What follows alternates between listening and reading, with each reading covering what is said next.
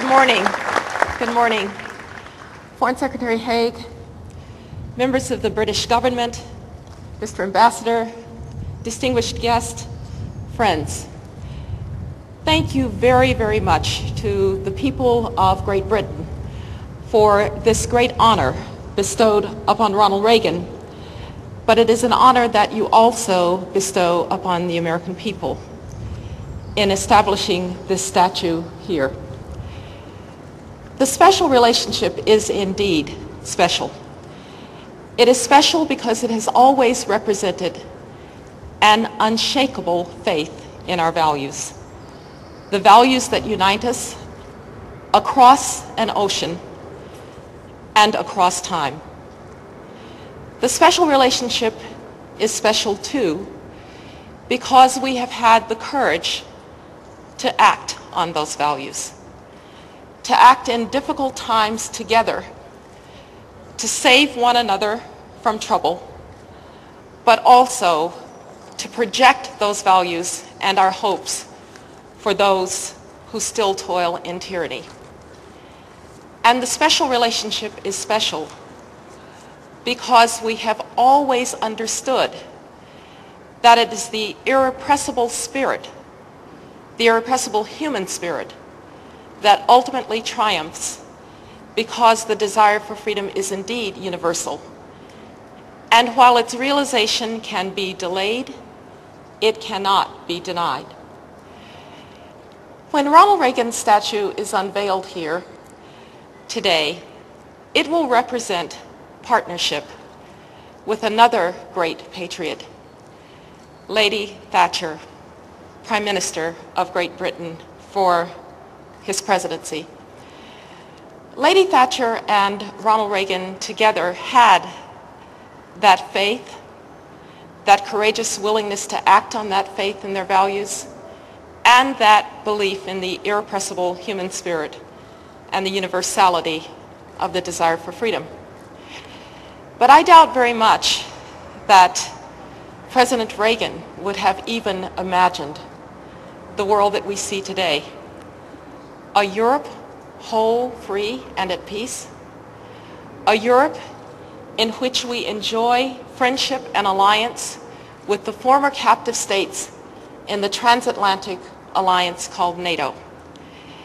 That certainly seemed impossible in the dark days of World War II. It seemed impossible in the days when the shadow of Soviet communism covered half a continent. It even seemed impossible in 1988, and I can tell you at the beginning of 1989. But something incredible happened. That faith in values, the courageous willingness to act on them, and that irrepressible spirit of people who would no longer be denied their freedom came together, and Europe was indeed made whole, free, and at peace. And so as we think back to what must have seemed impossible in 1945 or 46 or 47 or 48, perhaps even at the beginning of 1989, that the Berlin Wall would come down and Germany would be united, whole and free within NATO, that Eastern Europe would be liberated from Soviet tyranny, and that yes, on December 25th, 1991, the hammer and sickle would come down from the Kremlin for the very last time. 75 years of communism? Never mind. When we think of how impossible that might have seemed, it gives us hope and optimism to face other situations that seem today impossible. It gives us hope and optimism to continue to stand for those who are still trapped in tyranny. It gives us optimism and will to stand with those who profess faith in our values, who have the courage to act on them, and whose irrepressible spirit is playing out throughout the Middle East and beyond. And so this statue of Ronald Reagan is quite clearly a memorial and a commemoration of a glorious past. But more importantly, It is a call to an even more glorious future. Thank you very much.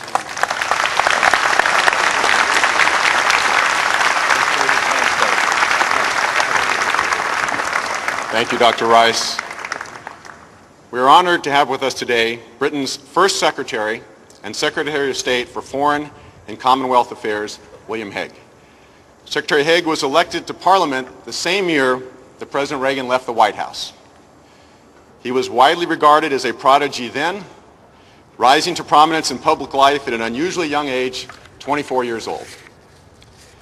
Destined for early leadership, he served as Parliamentary Private Secretary for the Chancellor of the Exchequer from 1990 to 1993.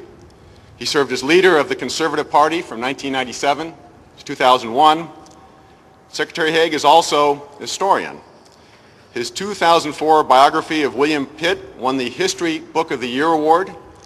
His subsequent biography of another great liberator, William Wilberforce, was also highly praised. A distinguished man of letters, distinguished statesman, please join me in welcoming Secretary William Hague.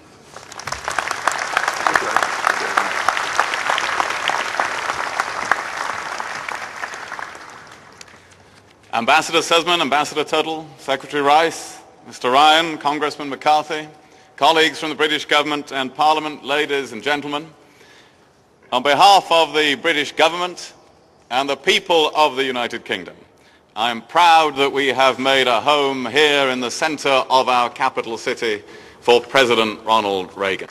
For me, as a Briton, as a conservative, and as a passionate admirer of America, it is a great personal honor to take part in this ceremony.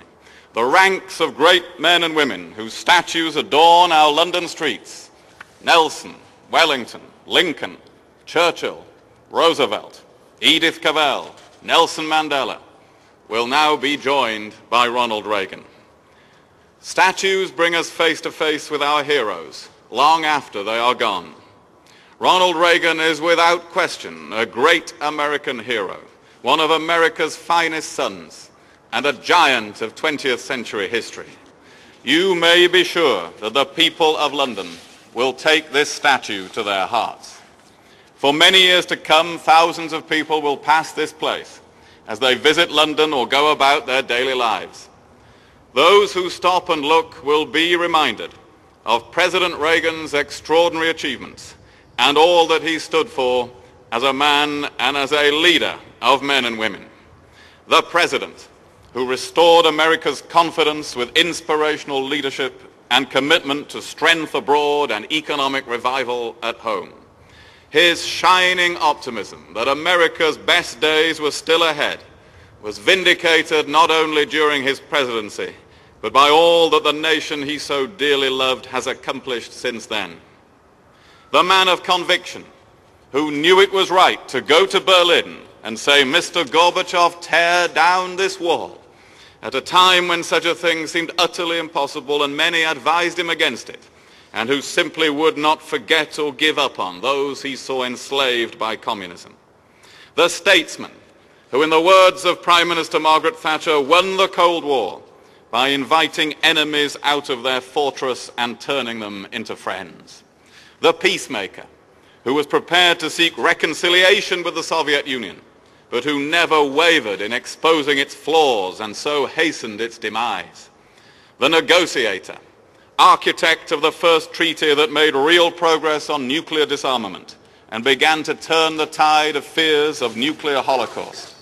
The great idealist, who were he alive today might well be saying now, "It's morning in the Middle East," spurring us on to help those in the region seeking freedom. And on top of his achievements as president, we remember Ronald Reagan for his extraordinary human touch. When the Space Shuttle Challenger exploded before the eyes of a shocked world and 7 brave men and women died, he offered comfort to the American people with a grace and compassion that has seldom been rivaled, saying, "We will never forget them, nor the last time we saw them this morning, as they prepared for their journey and waved goodbye and slipped the surly bonds of earth to touch the face of God." He said that those 7 astronauts had that special grace, that special spirit that says, "Give me a challenge and I will meet it with joy." Well, of all people, Ronald Reagan had that spirit himself. When confronted by difficulty, he drew on his own unending reserves of humor and charm. When pierced by an assassin's bullet and bleeding on a hospital bed, he could still joke to his wife, "Honey, I forgot to duck," and reassure a nation with his courage and resolve. Such outstanding leadership qualities meant that even those who disagreed with his politics recognized his greatness. Here in Britain, we admire him for the way he brought to the special relationship between our countries such intense warmth and mutual loyalty.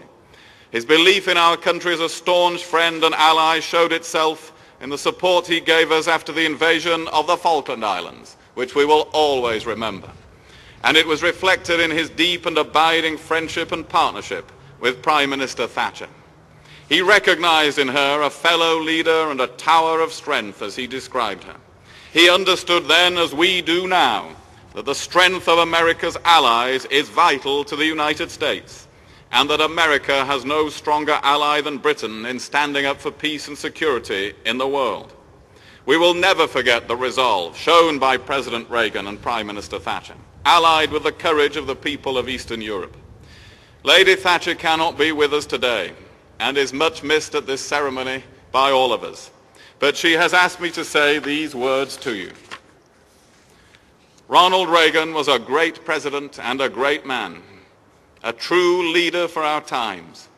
He held clear principles and acted upon them with purpose. Through his strength and his conviction, he brought millions of people to freedom as the Iron Curtain finally came down. It was a pleasure to be his colleague and his friend, and I hope that this statue will be a reminder to future generations of the debt we owe him. Margaret Thatcher.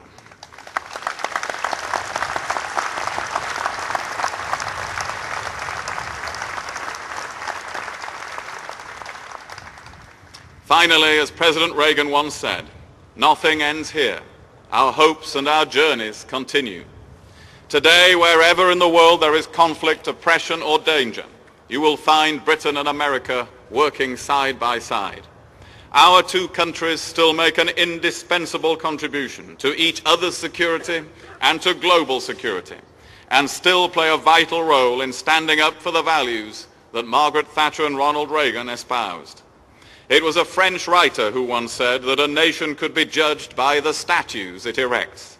We can be proud about what this statue says about Britain and America. It reminds us of a period of extraordinary achievement and hope in world affairs after a time of darkness and danger. It celebrates the life of an exceptional and gifted American president. It is a fitting tribute to one of the truest friends that Britain has ever had, and it will be a source of inspiration and encouragement to all of us who live in a more peaceful and prosperous world today, because President Reagan, Britain, and our allies stood firm. This generation knows that to be true. This statue will help future generations never to forget it. Thank you very much.